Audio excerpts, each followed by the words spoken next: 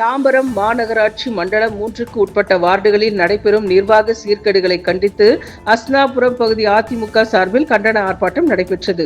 திமுக அரசாங்கத்தின் ஒரே நோக்கம் காசு, பணம், துட்டு, மணி என முன்னாள் அமைச்சரும் அதிமுக அமைப்பு செயலாளருமான டி. ஜெயக்குமார் தெரிவித்துள்ளார். தாம்பரம் மாநகராட்சி 3வது மண்டலம் நிர்வாக சீர்கேடுகளை கண்டித்து அஸ்னாபுரம் பகுதி அதிமுக சார்பில் கண்டன ஆர்ப்பாட்டம் நடைபெற்றது. இந்த கண்டன ஆர்ப்பாட்டத்திற்கு முன்னாள் அமைச்சர் அதிமுக அமைப்பு செயலாளர் டி. ஜெயக்குமார் தலைமை வகித்தார்.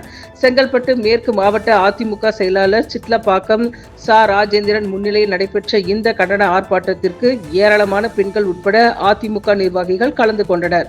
அப்போது முன்னாள் அமைச்சரும் அதிமுக அமைப்பு செயலாளருமான டி. ஜெயக்குமார் மேடையில் பேசுகையில், ரோம் நகரம் தீப்பற்றி எரியும் போது நீரோ மன்னன் பிடில் வாசித்ததைப் போல நாடு இக்கேடு கெட்டு போனால் என்ன, நம் குடும்பம் மட்டும் வாழ வேண்டும் என்ற எண்ணத்தில் பொம்மை முதல்வர் ஸ்டாலின் இருப்பதாக குற்றம் சாட்டினார்.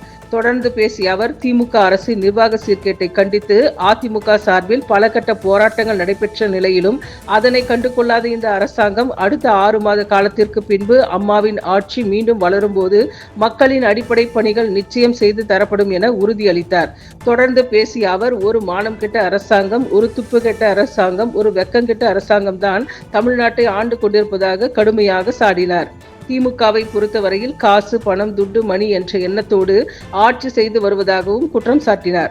கண்டன ஆர்ப்பாட்டத்திற்கு பின்பாக செய்தியாளர்களை சந்தித்த முன்னாள் அமைச்சர் டி. ஜெயக்குமார் பேசுகையில், மக்களின் அன்றாட பணிகளில் கூட கவனம் செலுத்தாத மக்களை புறக்கணிக்கும் திமுக அரசின் போக்கை கண்டித்து இந்த ஆர்ப்பாட்டம் நடத்தப்பட்டது.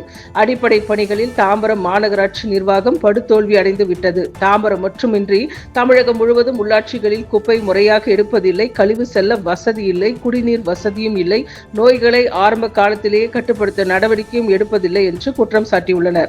இந்த மாவட்டத்தில் மக்கள் பிரச்சனைகளை முன்வைத்து ஆர்ப்பாட்டம் நடத்தப்பட்டு வருகின்றது. மக்களிடம் வரி வசூல் செய்து அடிப்படை வசதிகளை மேம்படுத்தாமல் வரியை மட்டும் வசூல் செய்கின்றனர். ஏரிகளில் படர்ந்துள்ள ஆகாய தாமரை அகற்ற நடவடிக்கை எடுக்கப்படவில்லை என்றும் தெரிவித்தனர். அடிப்படை பணிகள் தான் மோசம் என்றால் அதைவிட சட்டம் ஒழுங்கு மோசமாக உள்ளது. மக்களை வஞ்சிக்கும் நிலைமைதான் உள்ளது என்றும் தெரிவித்தார். நம் குடும்பம் மட்டும் வாழ வேண்டும் என்ற அந்த ஒரே எண்ணத்தோடு இன்றைக்கு ஒரு குடும்ப ஆட்சி இன்றைக்கு ஸ்டாலின் அவர்கள் இன்றைக்கு நடத்தி கொண்டிருக்கின்றார்கள். எனவே இந்த 6 மாத காலத்தில் இந்த அடிப்படை தேவைகளையாவது இந்த மாநகராட்சி மண்டலம் 3 செய்வார்கள் என்றால் நிச்சயமாக அவர்கள் செய்ய போவதில்லை. ஆனால் 6 மாதத்திற்கு பிறகு 2026 சட்டமன்ற தேர்தல் வரும். மீண்டும் அம்மாவுடைய அரசு எடப்பாடி தலைமையிலே மலரும் போதுதான் தமிழ்நாட்டிலே அடிப்படை கட்டமைப்பு வசதிகள் மேம்படும்.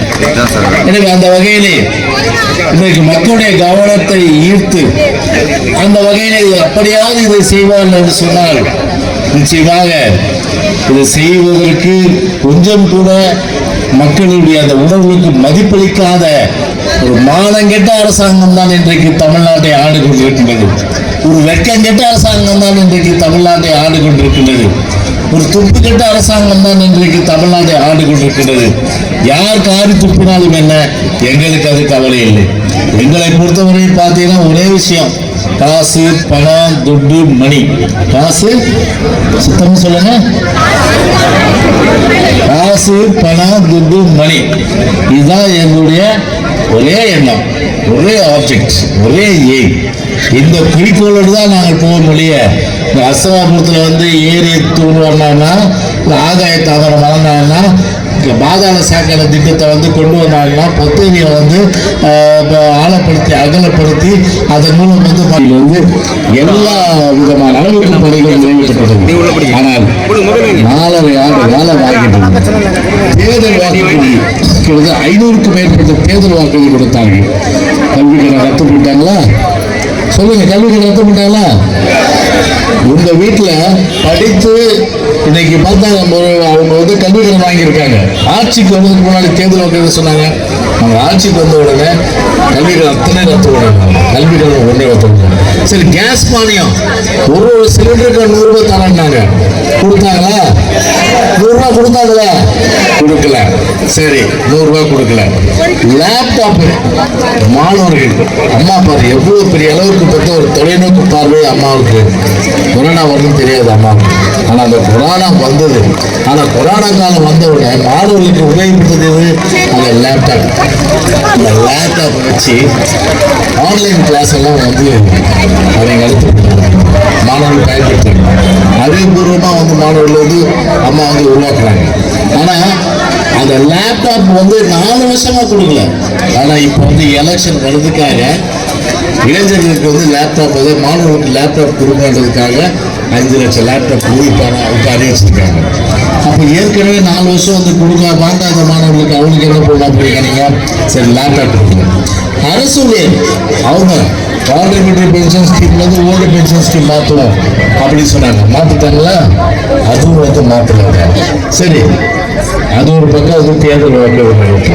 நமக்கு என்ன பரிசு கொடுத்தாங்க இந்த 4 வருஷத்துல? என்ன பண்ணாங்க? 3 முறை ஏற்றுறாங்க இல்லையா? 3 முறை ஏற்றுறாங்க. மின்சாரம்னா சாகடிக்கும். ஆனால் எலக்ட்ரிக் பில்லை பார்த்தாலே இப்போ வந்து நமக்கு வந்து சாகடிக்குது. அந்த அளவுக்கு வந்து கரண்ட் பில்லை 3 தடவை ஏற்றுறாங்க. நாங்கள் ஆட்சிக்கு வந்தால் கரண்ட் பில் என்ன பண்ணுவோம்? 2 மாசத்துக்கு ஒரு தடவை எடுக்கிறது, மாசத்துக்கு ஒரு தடவை எடுப்போம் சொன்னாங்களே இல்லையா? சரி, அது பண்ணாரு. சொத்து வரி, வீட்டு வரி, பால், எல்லா குழந்தைகள்ல இருந்து பெரியவர்கள் சாப்பிடுவது பால்.